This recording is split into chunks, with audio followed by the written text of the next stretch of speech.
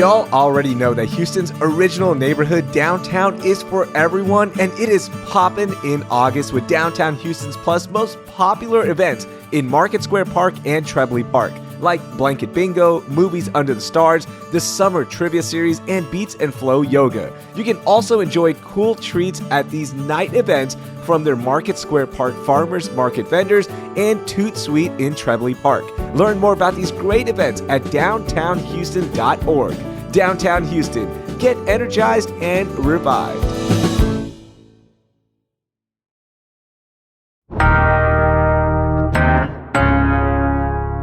Today on CityCast Houston, we've just endured the hottest days of the year in H-Town. And we all know how the heat affects us physically, but could this brutal weather be messing with our mood?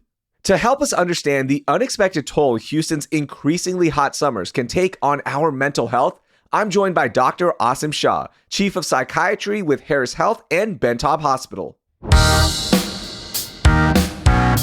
It's Monday, August 26th. I'm Raheel Ramzanali, and here's what Houston's talking about. Dr. Shah, welcome in. How are you? I'm doing well. How are you doing?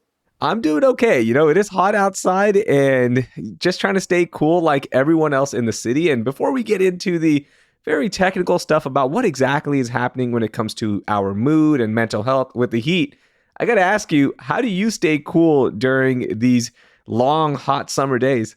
Yeah, it's hard because, of course, it's hot outside. You have to go out. There's no choice you have. And when you sit in the car, even that is too hot, over 100 degrees. But you have to do it. So there are many things you can do. We'll talk about it, but it's not easy. For sure, it's not easy. And it's not cooling down either.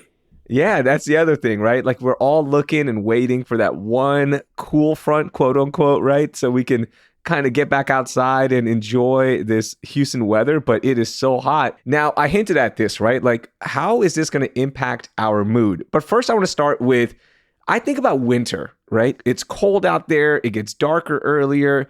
It can really impact our mental health. And it's actually categorized as seasonal affective disorder. And we always hear it linked to winter. But first, what exactly is seasonal affective disorder? Sure. Seasonal affective disorder is a condition which is known for many years, maybe even a decade plus. And it's a condition which is linked to lack of sunlight.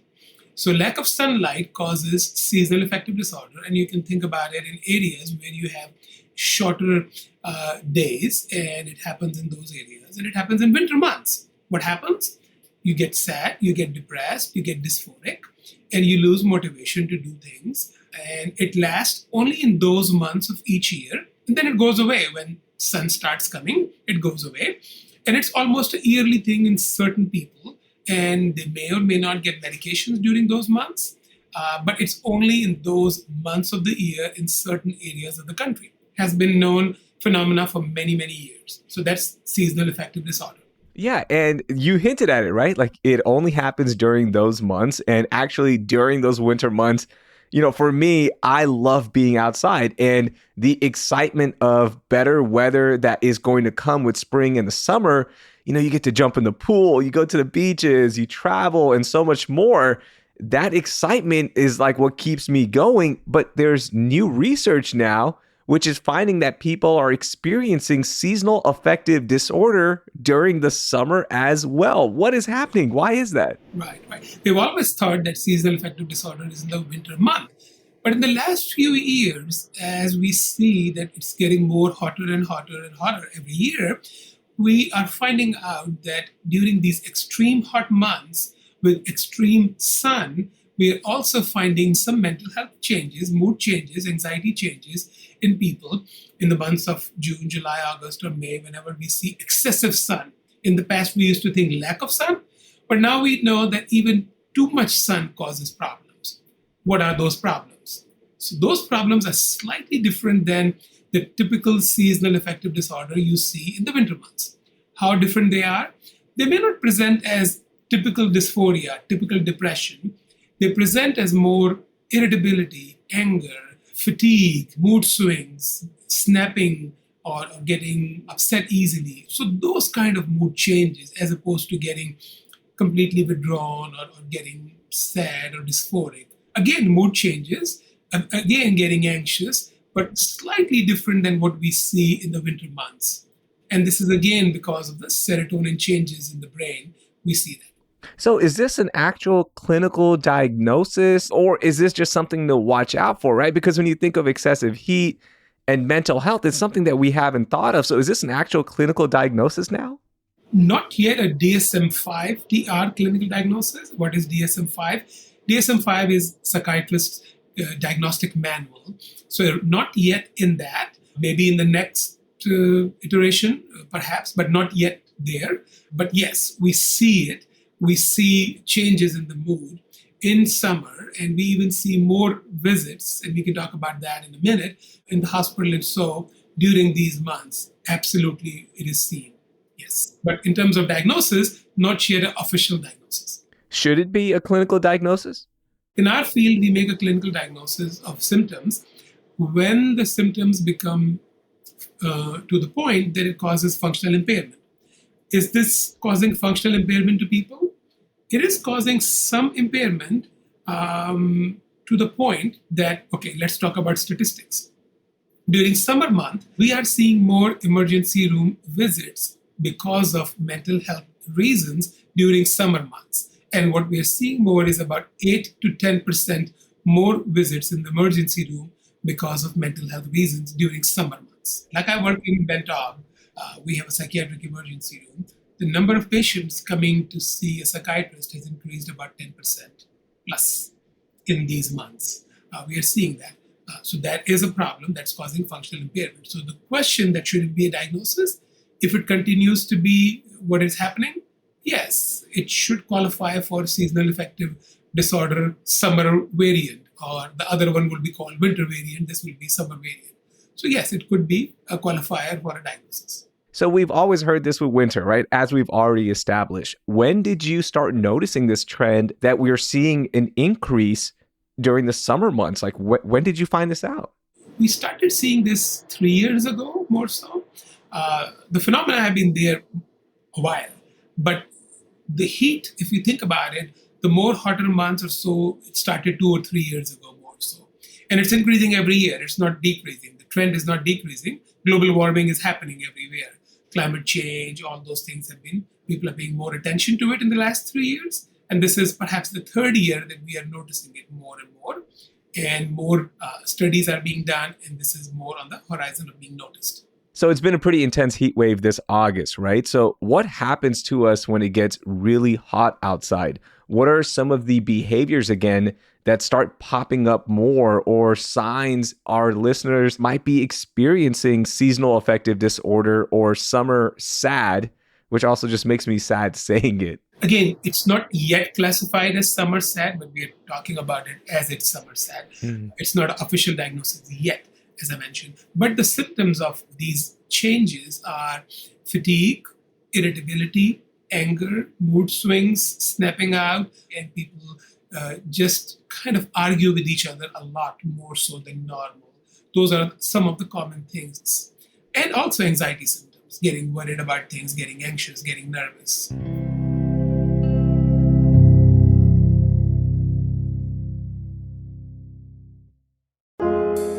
The Holocaust Museum Houston's new exhibition, Facing Survival, by David Casson, is now on view through January 5th. David's work has hauntingly captured the poignant stories and portraits of more than 24 Holocaust survivors, including Houston's own Elsa Ross and Ruth Steinfeld. Also featured is Auschwitz survivor Martin Greenfield, who became one of America's greatest men's tailors, making custom suits for 6 presidents and notable celebrities. Holocaust Museum Houston is always free for kids 18 and under and college students. It's also free for everyone Thursdays 2 to 5 p.m. Plus, they are open Labor Day and free for active duty military and their family. You can get your tickets now and learn more about Facing Survival at hmh.org/Facing Survival. That's hmh.org/Facing Survival. Your general admission ticket to the Holocaust Museum Houston gets you into all exhibitions and galleries. Feel your max with Brooks Running and the all-new Ghost Max 2. They're the shoes you deserve, designed to streamline your stride and help protect your body. Treat yourself to feel-good landings on an ultra-high stack of super comfy nitrogen-infused cushion that takes the edge off every step, every day. The Brooks Ghost Max 2. You know, technically, they're a form of self-care. Brooks, let's run there. Head to brooksrunning.com to learn more. Dr. Shah, with it being so hot outside, people are spending more time inside and they're probably on social media. So does social media play a role in all of this as well? Social media plays a role in everything, good or bad both, because it can make you more anxious, can make you more worried, can make you even more irritable, because sometimes you may end up reading things repeatedly, which can make you upset, which can make you more anxious. So yes, it does play a role, but it depends on person's personality. How much are you going on social media? What negative channels you are reading or visiting, or how much you are visiting the things which are making you more upset. So it's individualized. So on those really hot days, right? Like last week, it was super hot. I'm thinking back to last summer as well, where we had that historic heat dome.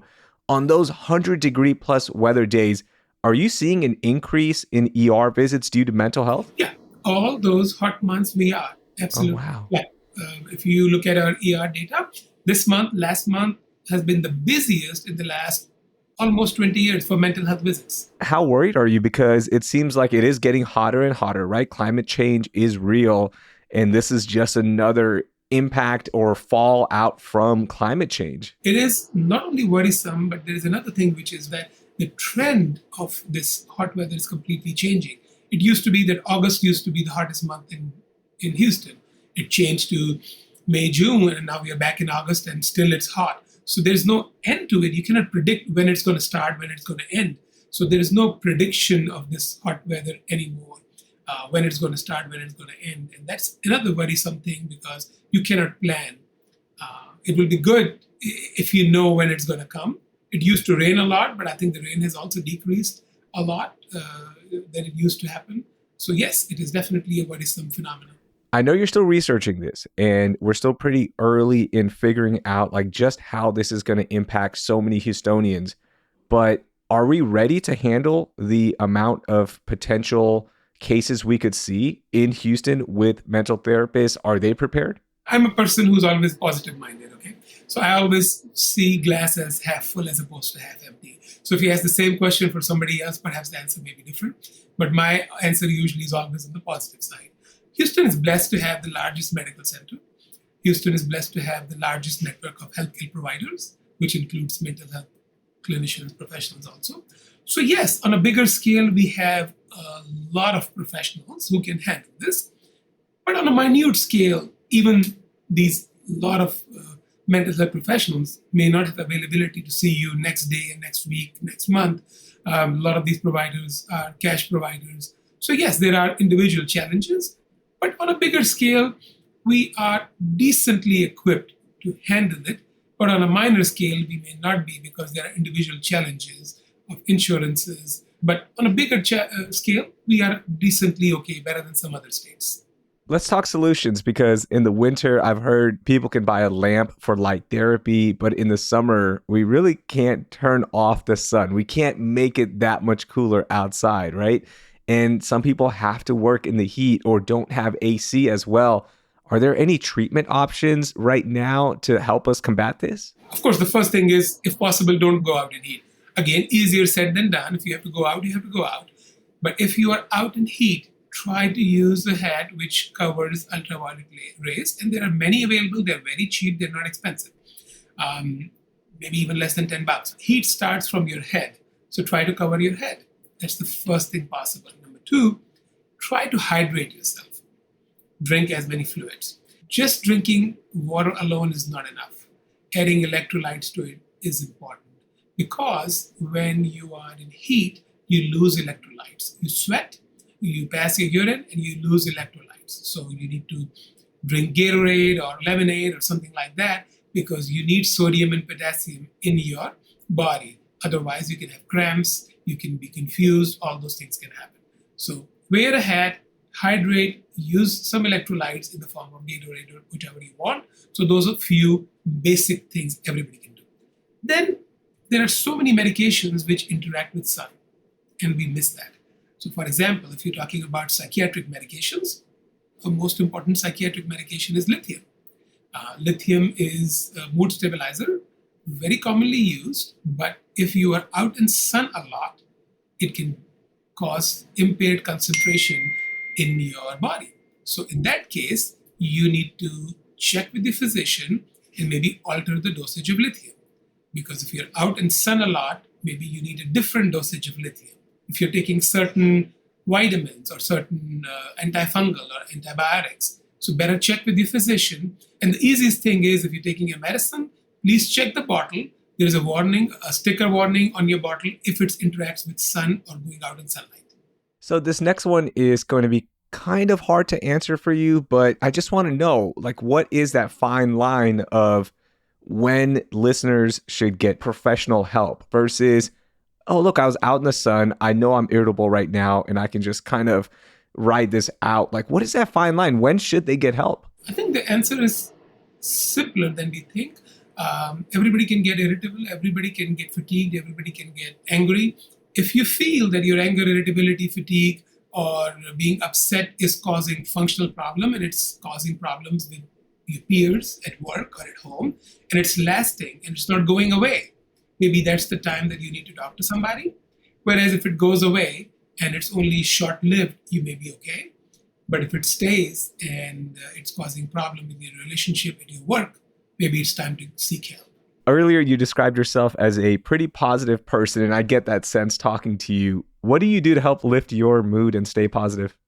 I try not to watch news because news to me is the number one depressant. I try to watch comedy shows if possible. That to me is the number one mood lifter. And, try to help people, and that's the positiveness you can bring. But honestly, news, media, I read news though. I definitely read news, but reading news is not full of emotions. So I try not to watch news, and that keeps me more happier. Gotcha. And that makes sense, Dr. Shah. So in addition to reading the news, you could also put CityCast Houston in your rotation. We try to keep things positive here as much as we can. Hey, thank you so much for joining us. I really enjoyed learning about what's happening right now. Thanks for sharing your knowledge with us, and stay cool out there, okay? And I hope to have you back on soon. Thank you. And nice to see you, and hopefully we'll be back.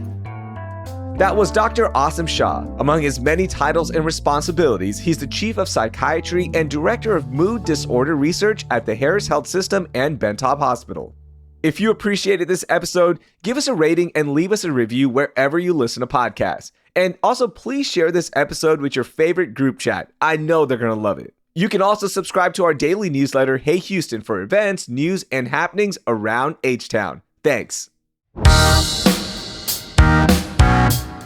That will do it for today. I'm Raheel Ramzanali. Thank you for listening, and I hope you learned something new.